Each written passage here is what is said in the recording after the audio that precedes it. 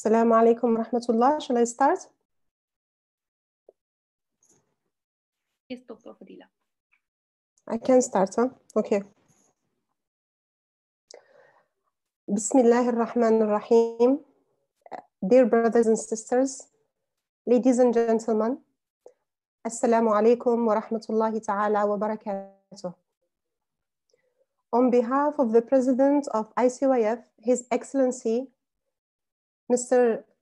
Taha Ayhan, and on behalf of the ICYF team, it is my pleasure to offer you my best wishes and prayers for your continued health and happiness in this blessed month of Ramadan, in a very special global conditions. It also gives me an honor to introduce ICYF to our audience. The Islamic Cooperation Youth Forum is an international affiliated to the institution to the Organization of Islamic Cooperation. The Islamic Cooperation Youth Forum, ICYF, is an OIC institution working in the field of youth development in OIC member states. The aim is to set the further developed youth capacities in all fields and is driven by the spirit of Islamic values and culture. This is achieved through professional programs and projects aimed at enhancing youth education, intellectualism, leadership, innovation, building platforms for personal growth, startups, entrepreneurial opportunities for youth, engagement in community building, innovation, and business initiatives, as well as combating Islamophobia and extremism.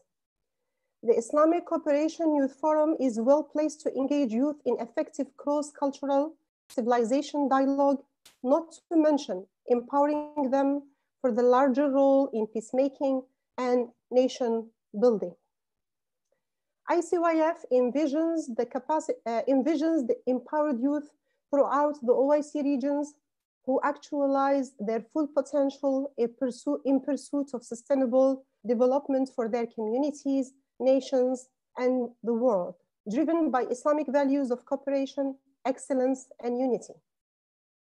ICYF builds the capacity of OIC youth through strategies, policy frameworks, programs, projects, furthering civic engagements, holistic education, capacity building, and best practices addressing the critical problems of unemployment and health and wellness, limited opportunities, extremism, social exclusion, while building their capacities of an intellectual and leadership development, scientific, technological, innovation, entrepreneurship, and communication, informed by shared Islamic heritage, culture, and universal values.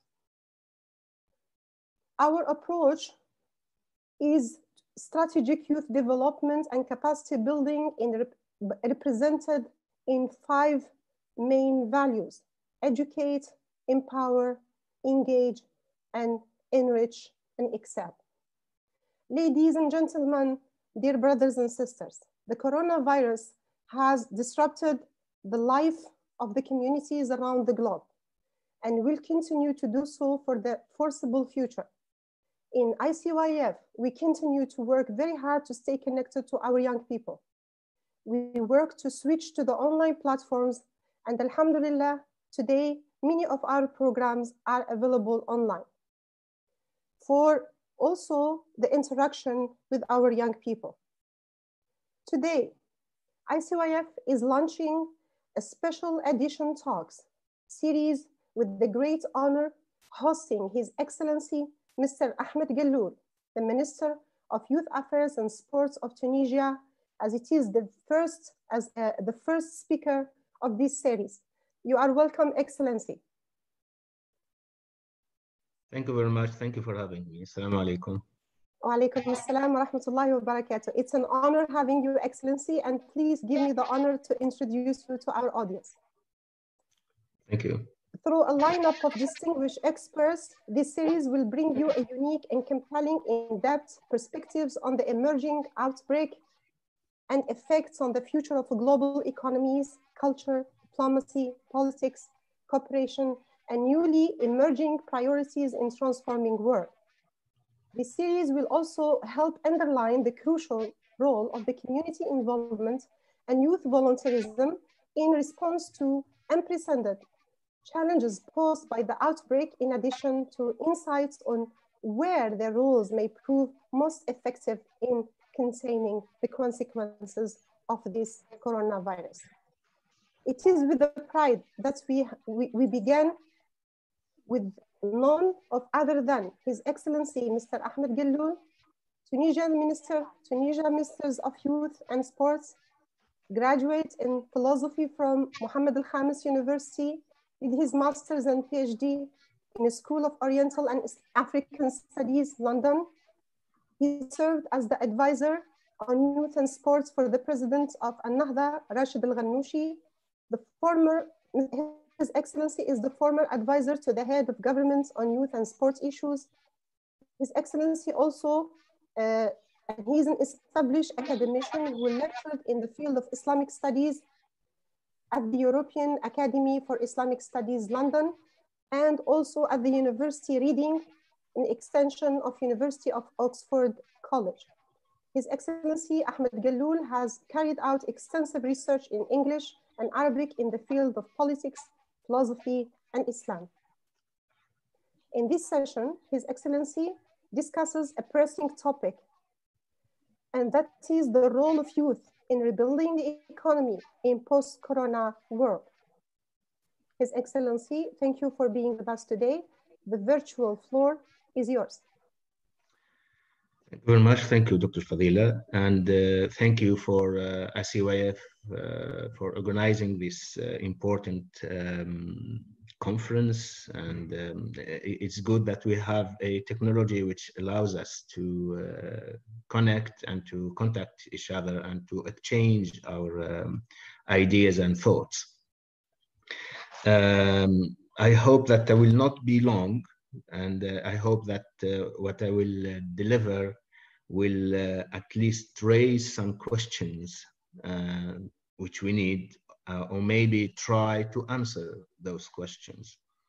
The issue about which I have, or I am going to speak, is the role of youth in rebuilding the economy in the post-corona world.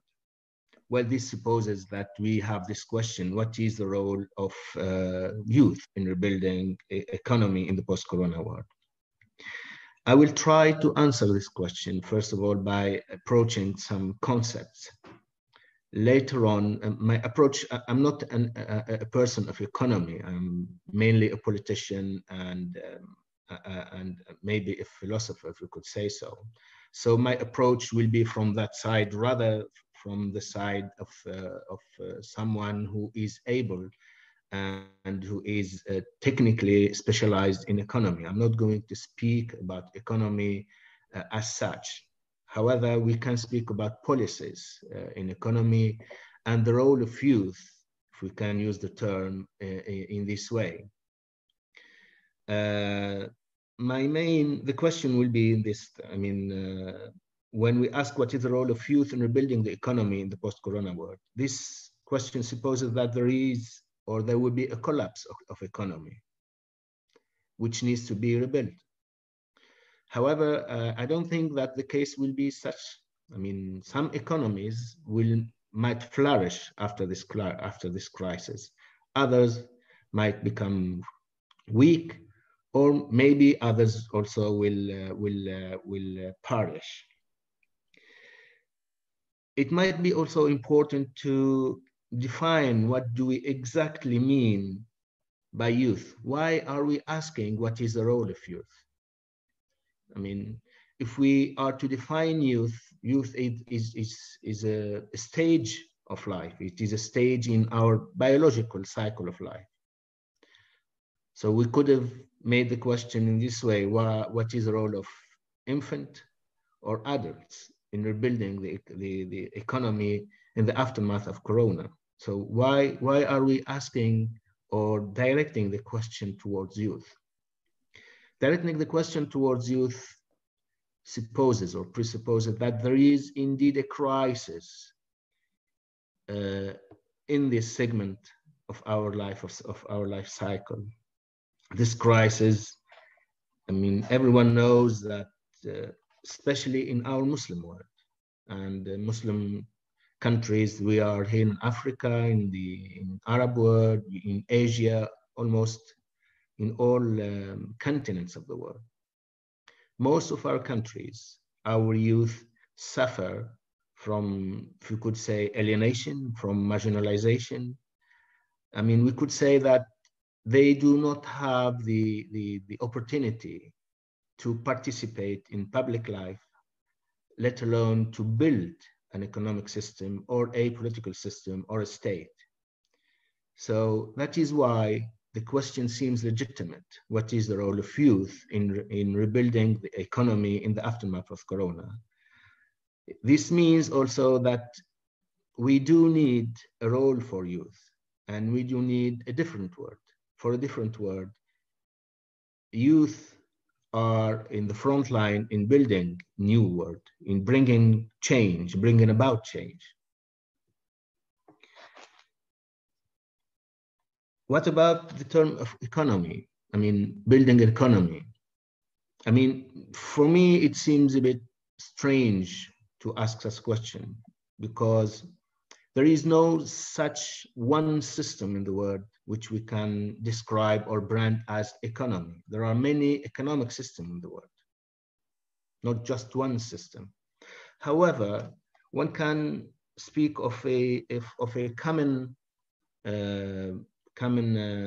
trait or aspect of what might be described modern economies. And that these aspects, if I could summarize them in three aspects, that is the ability to overexploit resources. Secondly, the ability to overproduce needs, and thirdly, and most importantly, the ability to accumulate and monopolize wealth and resources. So three main aspects of our modern time economy. And if I could repeat, that is the ability to overexploit resources, to extract them, the ability to overproduce, and the ability to accumulate, monopolize wealth and resources.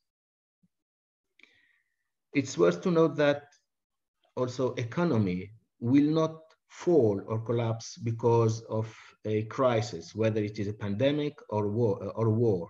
A crisis might make a system of economy or an economy stronger. It might weaken it, or it might basically kill it.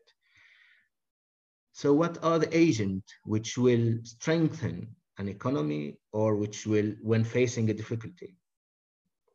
If we compare an economic system or society or state to, if we use the same analogy which Ibn Khaldun used to be using, and when he compares the biological life to the system of society and state. So Ibn Khaldun speaks about a cycle of life, a biological cycle of life, not only for our human bodies, but also for our societies. I think the same analogy can be applied on economic systems, not only economic system, it can be applied even for a rational system, if you could say. So there are ideas which will get birth, they will grow, and then they will start to be aging. The same thing happens to economy as a system which is based in a society. So if we have Corona, a system which is healthy will be able to reproduce antibodies, and then hence it will become stronger. If it is a weak or an aged or overaged system, it will be in danger of perishing. So that system, unless it has a young generation which will be able to take over, that system will perish. And this brings us to the importance of youth in renovating and rebuilding any system, and especially economic system. However, it's not only about economy. Economy is not just the way we exchange wealth or resources. Economy is like any other system. It is based on ways of exchanging, extracting, accumulating wealth for an individual or a country or a region, but also that economy is governed by a system of values and ideas. So for any system, let's say of power or society, it has at least 5 levels, 5 layers. The top layer will be the layer of values. Underneath it, we will have the layer of ideas. Beneath the layer of ideas, we will have structure, a structure which will mirror the system of values and ideas. Behind the structure, we will have individuals, that is population, and resources. Economy resides within the system of ideas and structures. People, that is the population, will use their system of values, idea, and the structure they are organized within, and the laws, system of law, and so on, to exploit and to build resources and wealth. If the system of values is aging, this means that our idea will not be able to work anymore. Our society will not be able to bring new ideas anymore. And this will bring an economic system into the merge of perishing. If our society is young enough to tolerate our youth, our new ideas, then that society will be able to resist, and it will be resilient to a crisis, whether it is corona or war or an economic system. In our world, we have, as I've said, different systems. Since the beginning of the new century, there are new countries, new geopolitical countries and economic systems that are rising. And beside those systems, there is an old world system, world order, that is using an economic system which is based on monopoly, as I have said, and the ability to exploit natural resources. And this is creating a lot of problem in the world. And this is even contradicting the values of what we might call the Western civilization. For the first time in centuries, the Western civilization is facing a crisis of values.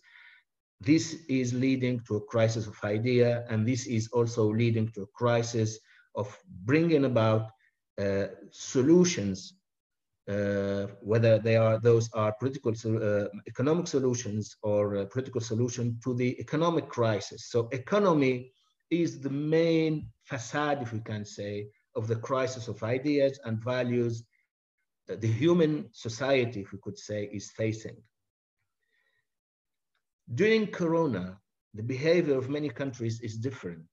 Some countries are closing their borders, and they are digging even deeper within the old system of values and ideas. And I mean, they are closing their borders, they are accumulating all what might be wealth for themselves, while we can see at the same time other countries opening their borders, helping other countries, making charity, wide social behavior within their own social system, allowing youth to be part of the campaign of helping others and youth associations and to be volunteers and so on, allowing those youth to bring about new ideas in communication, bringing platforms, communicating with the world. So we have two systems.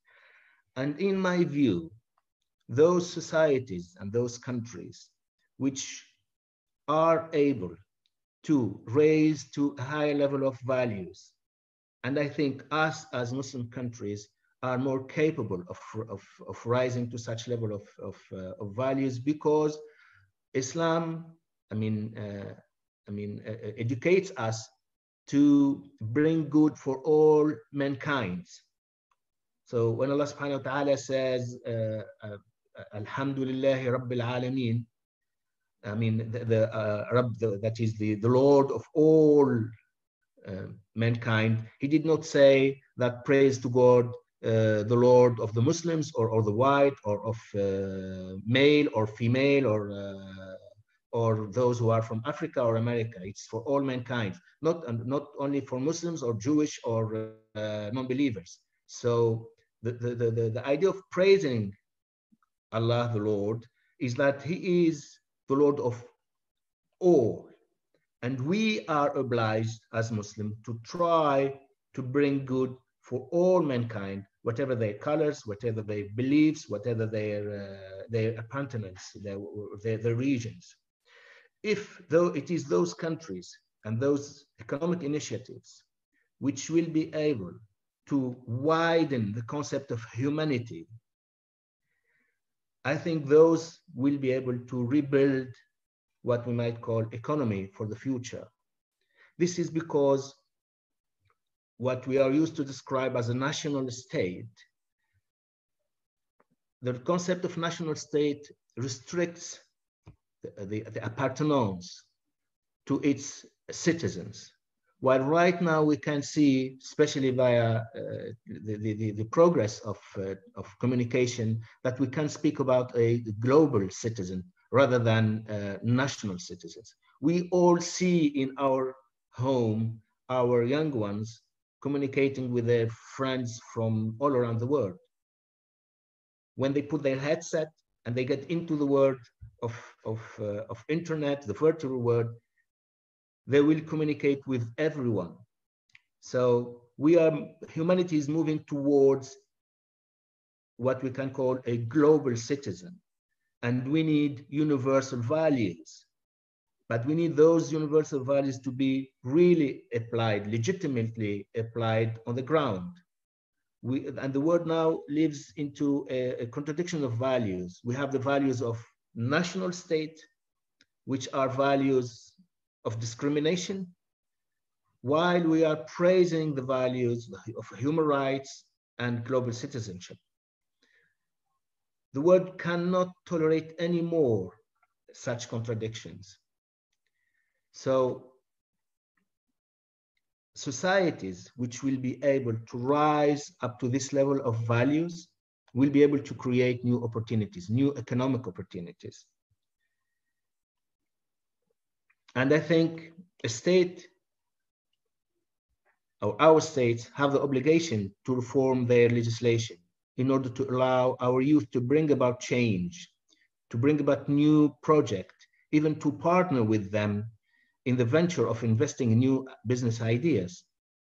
We can even create a bank for innovative business ideas, whatever their ideas seems to be crazy or irrational. Indeed, the values of their ideas resides in their irrationality. It is that aspect which make them able to bring change and innovation. We need to make sure that we are all working according to our adequate values. Otherwise, I fear that our world is lured to be more conservative and to be more stubborn, centralized, and coercive system, meaning that we might be moving towards conflict and war. So our youth are really our guarantee towards the future. We need to give them, us, if we could say, the state, the adult system, we need to give them the ability to express themselves.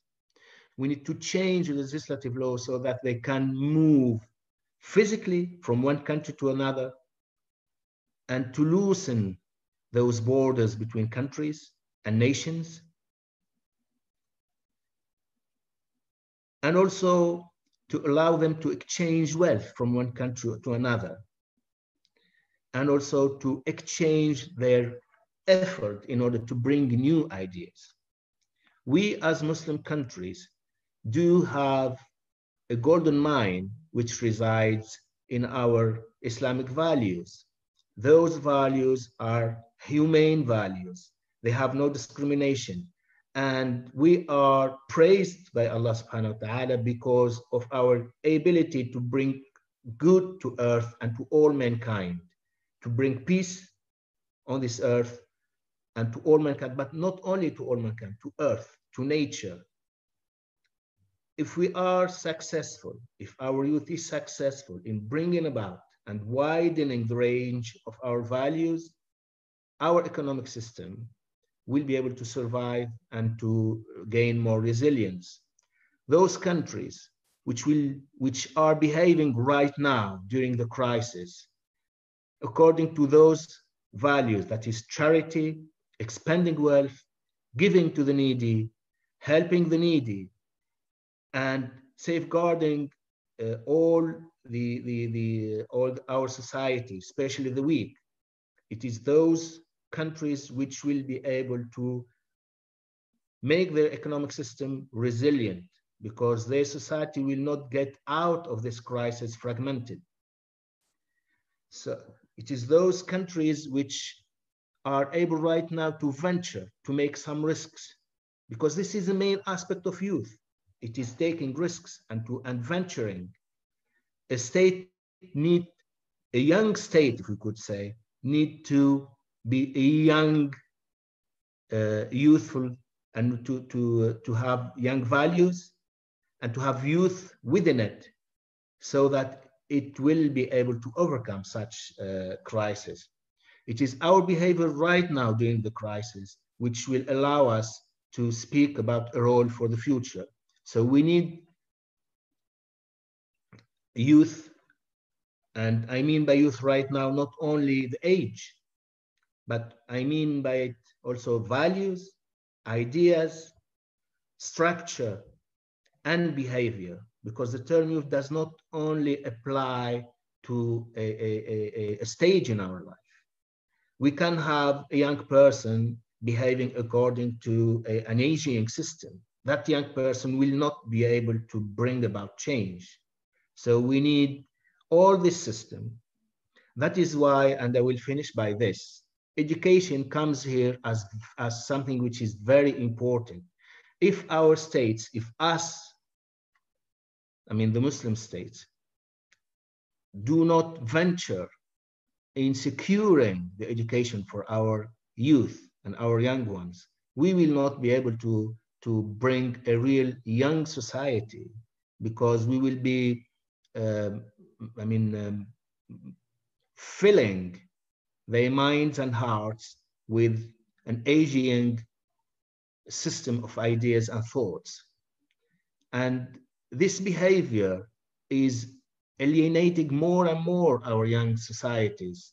And our kids in our homes, they are turning away from our system of education, from our system of communication, from our system of media, because they do not see in what we are giving them what they need. They do not see in it change. What they see in it is an authoritarian system which tries to bring a society like a merchandise and a more conservative society. Youth around the world, not only Muslim world, they are seeking right now change. They are seeking from us to listen to them and to allow them to experience their irrationality, because this is the way how they will help us build the future. So the role of youth, if we could say, in rebuilding the economy, and I mean here by universal economy, not just one country or another, I mean meaning the humankind, they are the bodies, the antibodies in our body. They will fight the virus. They'll bring more immune and resistant body. They will bring about new cells in our body that is securing our future. And they will also replace aging and dead cells in our body.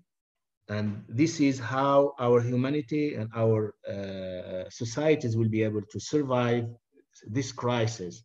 But all of this will not be able to be achieved unless we have the adequate system of values, thoughts, and hence structure, part of which is economy. I will, end by this, and I'm open to your questions, which will allow us maybe to expand more in some of the areas which are of importance for you. Thank you.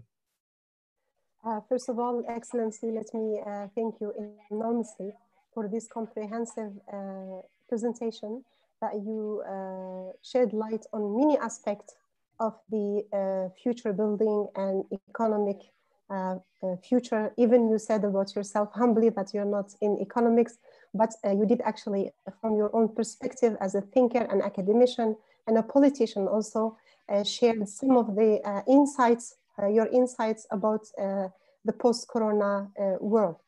As you know, Excellency, just a few months ago, our theories, our expectations, our understanding to the world was totally different. And this pandemic came to change our perspectives, to change our views about so many things. I am very glad that you brought in the theory of Ibn Khaldun on these aspects. And I am also looking at, you are very optimistic to apply the theory of Ibn Khaldun to the Muslim world in this post-coronavirus.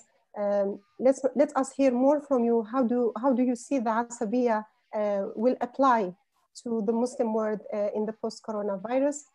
As you know, Excellency, the region of OIC is actually a youthful region. And this, according to your presentation, makes us out of danger. Is this, according to your reading to the post-corona world, means that the future is at the hand of the Muslim world? How do you see the cooperation between the Muslim world countries? Are they going to come stronger after this pandemic and this crisis? I have a few questions also coming from young people about Tunisia. After the revolution in Tunisia, recovering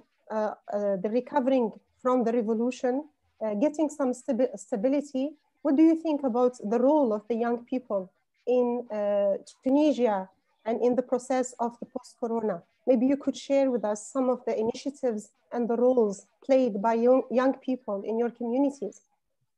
Also, there are questions about what are the cooperations that were developed during this pandemic between you and some of the member states. Let's say, for example, with Turkey, with other member states, and why is it high time right now for so many of the Muslim world countries that they are getting more together? You spoke also about innovation, and it's time to let youth share their ideas, their perspectives, their innovations and their projects. Could you please share with us some models from Tunisia? And we would like also, there are many Turkish audience with us today and media also. We would like you also to shed light about the relation, Turkish-Tunisian relations in relation to youth cooperation, economic cooperation, and other aspects of cooperation. So this is the first round of questions, Excellency, and then we will come up, inshallah, to the second one. Please, the virtual floor is yours.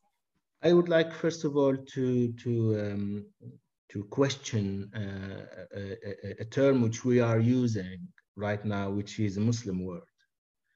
I mean, I am not really at ease with this description, because we cannot describe a region as being Muslim or non-Muslim. Yes, politically, we are speaking of countries which where Islam is part of it or is a majority. But I think this is anti-Islamic values. I mean, we would say a Muslim world is a human world, wherever we are. So this is just an approach. And I think we need to go beyond these values, which will put us within borders and which will discriminate between us and other human beings. As I said, Allah subhanahu wa ta'ala says, Alhamdulillah Rabbil Alameen. He did not say praise to the Lord because he is the Lord of Muslims or non-Muslims. So it is Rabbil Alameen. And I think we need, and our ancestors did not stop from moving around the globe from one country to another. I mean, while stopping to the borders what we might right now describe as a Muslim world. So if we are going to do something, we need to do it under the value of having the obligation to bring good to all mankind. So this is something. I mean, the concept of Asabiyya, which Ibn Khaldun is using, we need either to use it to refer to the actual basic kinship between mankind that is based on the blood relationship. However, the term Asabiyya can be expanded to a wide range, not only on the base of kinship, that is the blood relationship, but the term Asabiyya refers to the group of people who will basically form a state. And it can be even a political party, or it can be a state without political party. A state is a form of Asabiyya. And I think we still need political parties and we still need states. And right now the role of states is very important because it is this state and this type of Asabiyya which will bring about new legislations and which will behave according to what humanity needs right now. I mean, this is one of the rare moments in history where all humanity faces the same danger. And it has something good in it. I mean, the good side of it is that we are all, the powerful and the weak, facing the same danger. So this is an opportunity for us to unite really in order to face this danger. It's not the time to close our doors behind what we might describe as any type of Asabiyya. Yes, we need to cope, and in this way we cannot, I mean, restrict our policies in cooperation with other countries to the Muslim world. Those countries which we describe ourselves as part of the Muslim world, we need to behave in such a way so that we are open to all other countries. This will allow us to have a better progress and to get out of the stage of takhalluf, regress to the stage of progress. So we need to open and not to fear our openness, because other countries are moving towards closing their doors, and this will not allow them to progress. This will not allow them to be a progress country. It is those countries which will venture in opening, in the openness. It is those countries which will be able to resist and be able to be more resilient. And this is one major aspect of youth, that is venturing.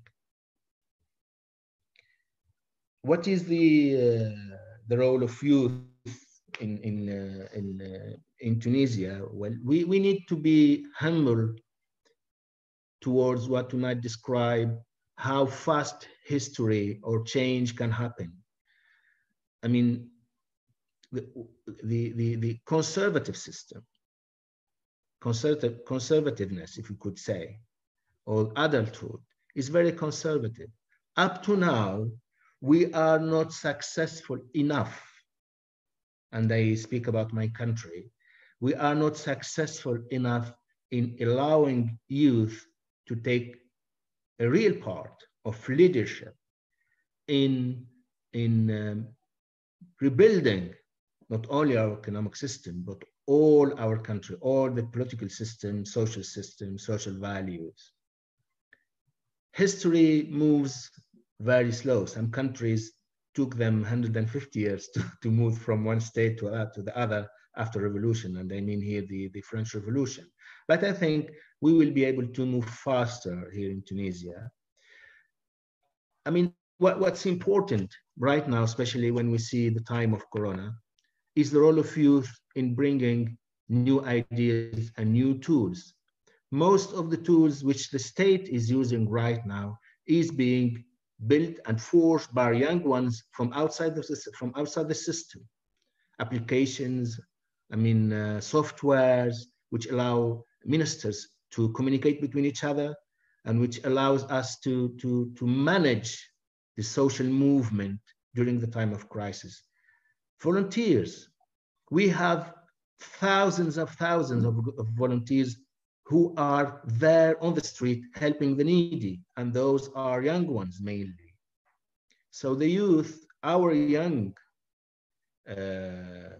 population here, is leading the way for us, the adult, in order to fight Corona and to fight the crisis. I hope that after the crisis, we responsible people in the state will be able to really give them what they need, the space they need, the authority and the power they need in order to become more active.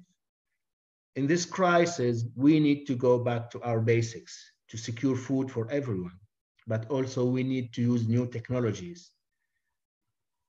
And we have all the ingredients, not only in Tunisia. And I think this applies to most of the African countries, most of the Arab countries and Asian countries. Our population is mostly more than 70% of youth. That's why I have concluded before that I said states and political people, men of states, need to change the legislation in order to allow those young ones to venture new ideas, new economic ideas, and to communicate and to exchange money, because we are making too much borders and too much restrictions on the movement of ideas, wealth, and the physical movement of the people. I mean, our young ones right now, in order to move from one country to the other ones, they will have to venture in crossing the desert or the sea, and maybe at the end they will face death before they reach the northern border. And this should not allow us to rest unless we are capable of really showing them that their country is a country which is worth living in. They do not need to leave their country and to face death. I'm sorry. So if you could take on and then.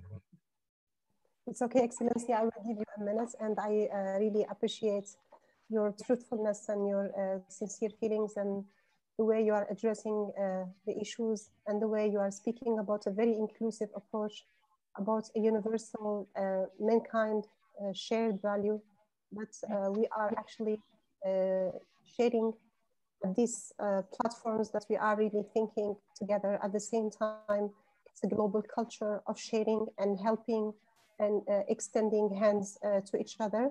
And for that hard time, we see our young people beautifully coming out to help humanity, regardless of their religions and cultures.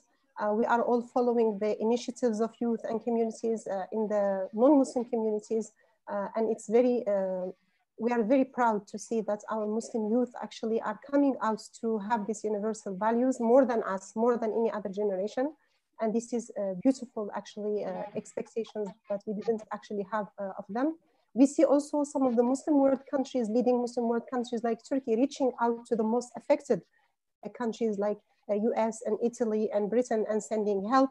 And this is all actually a good example of what you have been talking about. When we say the Muslim world, it's not exclusive. It's actually, we are opening the doors to be together. There is no other. We are all together in one. And in this regard, I'm having a very good questions from young people. One of them is, what's the role of youth in the transformation of our communities? Excellency, do you see or do you think that youth will have really the chance to lead for better policies for youth in the coming time? It's by Yunus from Morocco. Also, there is another question saying, what is the biggest challenge that you think young people will face? And then how to deal with the fear, because there is so much out there giving too much fear to young people, that the future is unstable, you will lose jobs, there was a lot of unemployment, and the revolution of technology will take out the jobs from the youth, and so many dark actually views, very pessimistic views out there that is affecting our young people and for their well-being and for their health. We want our young people also to listen to you as an expert, as a politician, as a youth minister. What's your perspective on the future of youth that is not dark? Please, Excellency, the floor is yours. We have to be honest with ourselves and our youth. I mean, all humanity will be going through some hard time. And so we are either really going through a time of conflicts, or we will be able to prosper. Ahmed Gaaloul, in one of his books, when describing the economic system, liberal system, he says that it's like a system which will take wars, and it will bring them to a home, so they will become civil wars. However, he said, once those wars become hungry, they will get out to seek praise again for hunting. And because of the economic crisis which started and which has really exploded 2008, the behavior of states around the world is tending to be more, if you could, animal or savage behavior, very aggressive.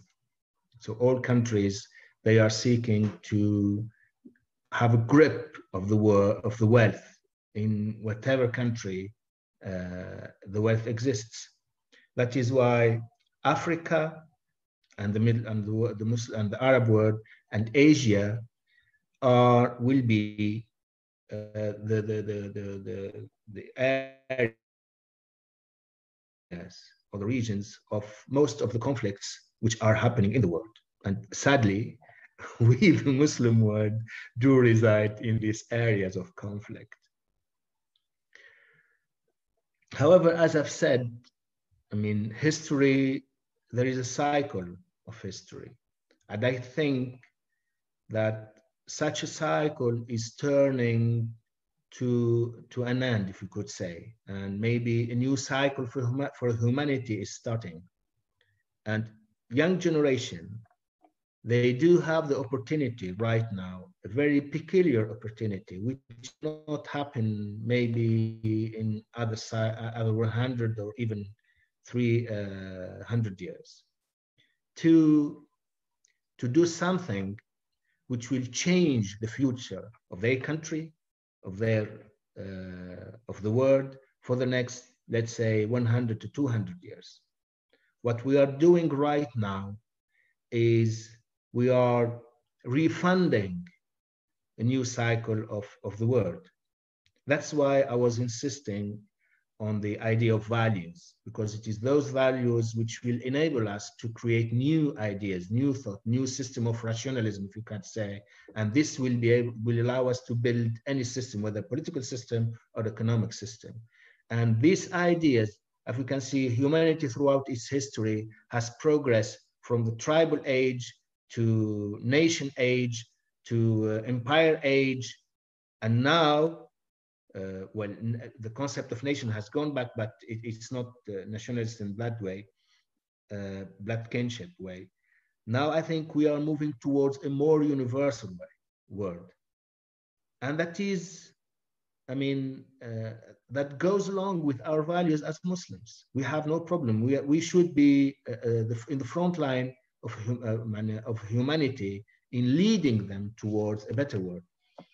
So there is nothing which can stop our fears.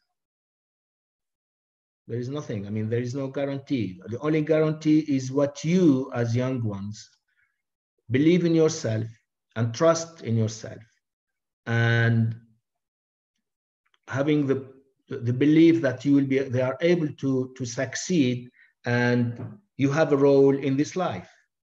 Your role in this life is that you need to create civilization.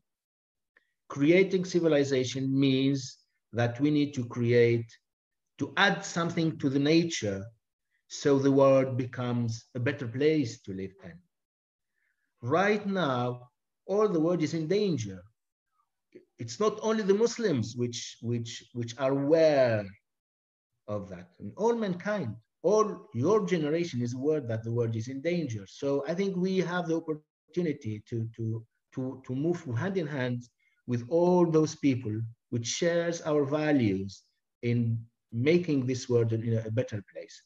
There is nothing which can say, no, it will be safe. No, it will not be safe. There are dangers, and we need to have the courage in facing those dangers and changing the reality in order to be able to live in a better world. And this is our duty. We do not have the choice or the luxury to evade it. So we either face it and succeed, or try to evade it and then become victims of what's going to happen. And I think you do have enough courage to face all those problems.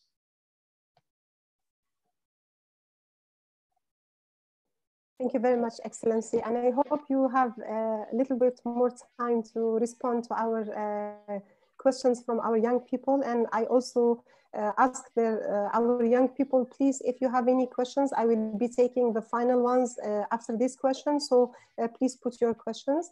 There is a question, Excellency, about the youth and agriculture and employment. How can this field be actually a potential for young people who are having big fear from the unemployment? This is from Jordan, Nazir from Jordan. Also, there is a question, what is the role of, another thing about agriculture, looks like our young people are too much interested into the natural resources, and Alhamdulillah, Muslim world is really full of natural resources. He's asking also the role of agriculture in limiting economic challenges in the Muslim world, unemployment, and enhancing the output of self-sufficiency to the Muslim world. And when we say the Muslim world, Excellency, we are really trying, because we are an institution that we are serving in the OIC geography. We are bounded by a relationship that is a political relationship, that is something that brings us together. We don't mean to not do anything else. We have also to cover for the Muslim youth in all the communities around the world. But we see that there is a challenge in this region more than anywhere else, or that's actually what our young people believe. So now the issue of agriculture, there is also a question about education. There is a transformation about education, and there is unlimited resources in most of the OIC region, who are less developed countries. So how do you see the future of education in the post-pandemic? And do you have any insights on how this part of the world can cope with the fast technologies that we don't own? And how can our young people actually cope with that? Please, Excellency, we will take another 2 questions at the end of the answers from His Excellency, and we will, inshallah, come to the end of this session. Please, the floor is yours. I think we do have problem with our educational system. Most of what we are teaching to our kids does not really answer the needs of our economic system. Many of our countries, their educational system produces individuals that can serve an economic system of another country, a country which is dominating that country. And that is why we do have a serious issue with unemployment, because our educational system is not building a citizen to our countries. A young, let me not state any example, but I think the idea is quite clear. It is an opportunity for us right now to change that educational system, so that when we have an engineer or a doctor or a teacher or whatever, or a builder, he will be formed so that he can live in his country and he can produce what is needed by his people, and by his co-citizens. So first of all, we need to change that system of education. We are also in need of changing the training of our young ones, so that they are more ready to the future and also more open to the future. Unfortunately, our educational system right now just produces individuals who can be like a part of a machine. And we are not really giving them the tools which will enable them to become leaders. So we need also to change that. We have a lot of work to do for our educational system. I don't think that our young are pride from technology. They are quite advanced and maybe far ahead of us in gaining and building I mean mastering new technologies. Most of the future technologies is going to the virtual world, virtual printing. I mean, all these things, medicine, agriculture. The world is moving there, and our young generation is quite trained in the digital world. It is our states and our governments which needs to reform themselves so that they are in line with the future, they are in line with their youth. Is there hope for that? Yes, there is hope. There is a lot of hope, because there is a lot of changes, a lot of things which are happening in our Arab and Muslim world, whether in Africa, in the Middle East, or in Asia. There is a lot of change which is happening during the last 20 years. And in that, I don't have fears. Part of what we need is cooperation between what we describe, what we brand our Muslim countries. So we need to start, for example, to have cooperation between, let's say, Tunisia, Algeria, and Libya, Morocco, Mauritania. So we have a big society which will be more than 150 million, rather than having small countries with 6 or 10 millions, or even 40 million. We cannot face the challenges of the economy which are there with these type of borders. So we need to work and to cooperate with each other. This does not mean that we are closing our borders, but this means that we will be able to be stronger and to help better and to open without fear. So this is my answer to both of your questions. Okay, thank you very much, Excellency. Please bear with us. We have more questions coming up from our young people. I hope, inshallah, you can stay a little bit more with us to address them. There is a question from Fahmida Faiza, National Coordinator Model OIC Bangladesh. She said, Excellency, thank you for your valuable insights. I would like to ask you, how do you think youth employment can be resolved by the governments around the world post-COVID situation, since many of the students lost their part-time jobs to sustain themselves? Another question coming saying, what do you think about the democratization process of the world after post-corona? Do we expect more civic engagement and engagements of youth in the democratic process in most of the, in the region and in Tunisia in particular? I asked you a question earlier, and it's coming back, the question about how actually how can you see the future of cooperation between Tunisia and Turkey youth cooperation? And this looks like from Turkish friends. We have also a question from Mohammed Suhailu Abu Bakr. We have to compliment our young people and read their questions as is. We have very competent youth across the globe. That was a new idea that can strengthen the economy, but are not given the opportunity to take part in that regard. So how can we play a role in economic development? He wants to say that we're not given a chance. Summer Zakri said, what do you think about the inventions that are occurred during this crisis by young people in Tunisia? And we saw the robot in Tunisia going into the communities and checking for the sick people. I think that's what she means by this question. And one more question, Excellency.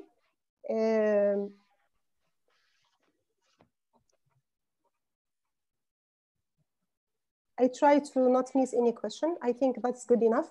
One more question, Excellency, is related to the well-being of youth in Tunisia. Is any program, is anything going on related to taking care of the well-being of youth? And what is the format of volunteerism that is taking place under your ministry, if anything that you would like to share with us? Thank you. And if I don't have any questions, I would be your last session, please. So take your time to reply to these questions. Well, let me start with the cooperation with Turkey. I mean, Turkey is in geopolitics, is at the heart of the power balance of the world. And Turkey, it has a long history with North Africa. A lot of, there is in our society some cities where most of the families are of Turkish origin.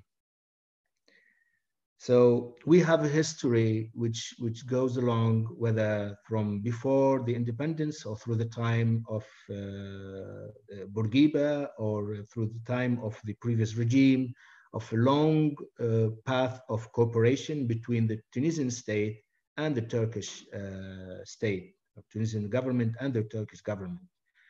And after the revolution, the Tunisian government is trying to strengthen all those ties.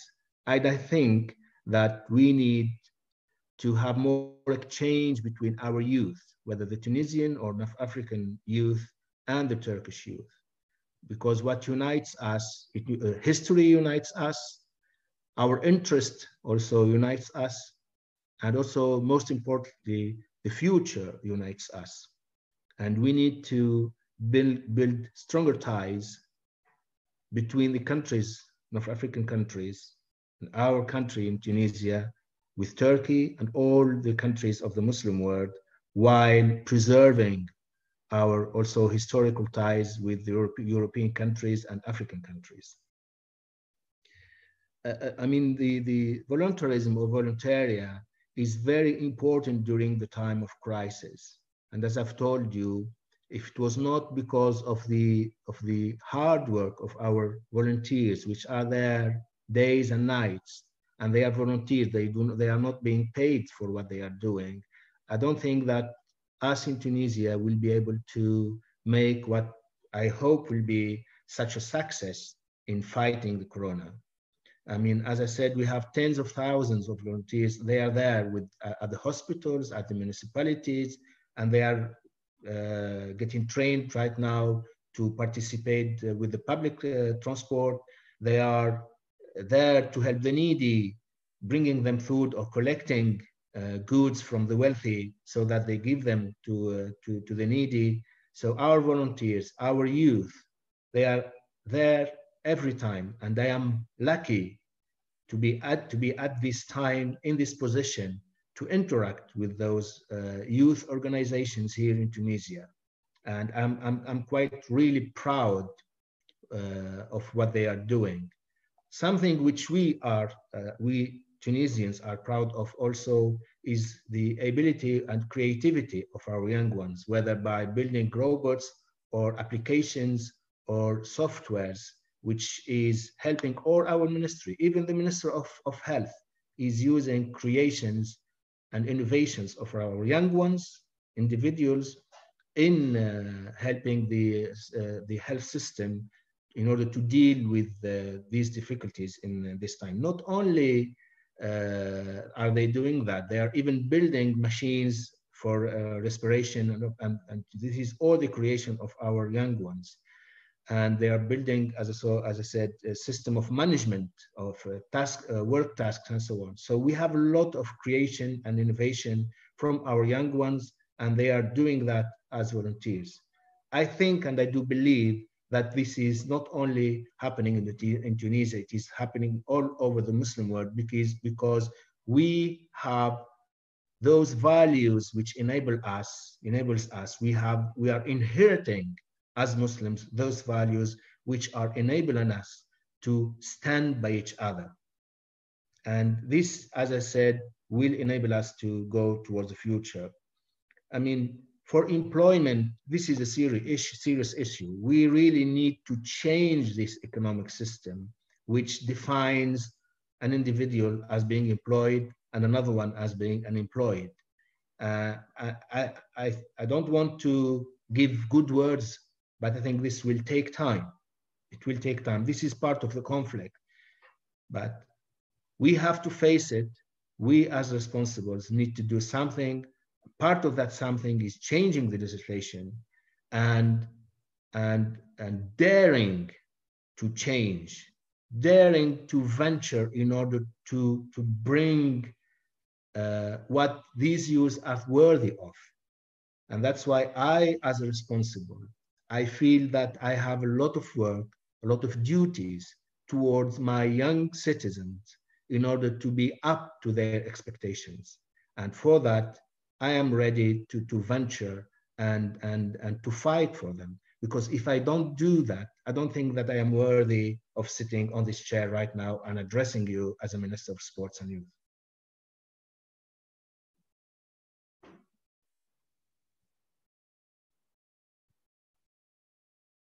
I think your mic is off, Fadila. Thank you very much, Excellency. I would like to say that it's very beautiful and very good to see a minister who is willing to venture and sacrifice for the youth and to be actually honored to serve the young people of his country. And we are very honored to have you with us today. It was a great session that we learned so much from you, Excellency, and your deep insights in the future. It was very comprehensive, it was very fruitful, and it was a complete meal that you touched many aspects of the topic that we did not expect that much, but you did enrich it and you gave us a lot of good ideas to feed our young people. I would like also on behalf of Mr. President, His Excellency Taha Ayhan, to extend his thankfulness, gratefulness, and also the ICYF team for accepting our invitation, for being with us online, and for continuing to cooperate with ICYF as one of the ICYF wonderful ministers who are there to hold the hand and to do great cooperation for the purpose of empowering our young people across the OIC region. For that purpose, we look forward to have you again. This is just the beginning to talk about topics you prefer to talk. Maybe next time it will not be about economic future. We will give you a chance to talk about other favorite topics of yours. But we are very satisfied and we are very happy to have you today. And thank you very much again on my behalf and the whole team of ICYF. And dear brothers and sisters, ladies and gentlemen, I would like at the end of this session to invite you to join us for our ICYF online programs. As I said in the beginning, we switched to the online programs. First one, we have these talks that we launched today, where the youth will interact directly with international high-profile speakers, experts, decision makers, those engaging in OIC geography, to learn so much from them and their expertise. We also launching, as you can see in our social media, the second Islamic Intellectual Heritage, which is a very rich program that seeks to promote awareness about the Muslim intellectual and scientific contributions to the humanity and civilizations. We have also Ideathon challenge, which aims to collect the best experiences, actions, initiatives of youth, and it's in coordination with a few great partners of ours. Please visit our social media to find out more about this great challenge. And also we are launching very soon our training program that's also fully online, and it's open right now for registration. It is great guidance and lots of knowledge from great experts from all around the world, which will help our young people to actually be playing their role during and post-pandemic. The last is please also look to our journey through the Quran. That is a special program for Ramadan, which the world first digital Quran course covering 114 surahs in just 6 days. So we welcome all of you to apply to these programs and to be following on our social media for further programs that are coming up. The team of ICYF wish to all of you great Ramadan, great fasting. May Allah subhanahu wa ta'ala accept all our deeds. Excellency, Mr. the Minister, have a wonderful evening and صحة فطوركم. Thank you very much. صحة فطوركم. شكرا. السلام عليكم ورحمة السلام الله عليكم. السلام عليكم everyone. عليكم.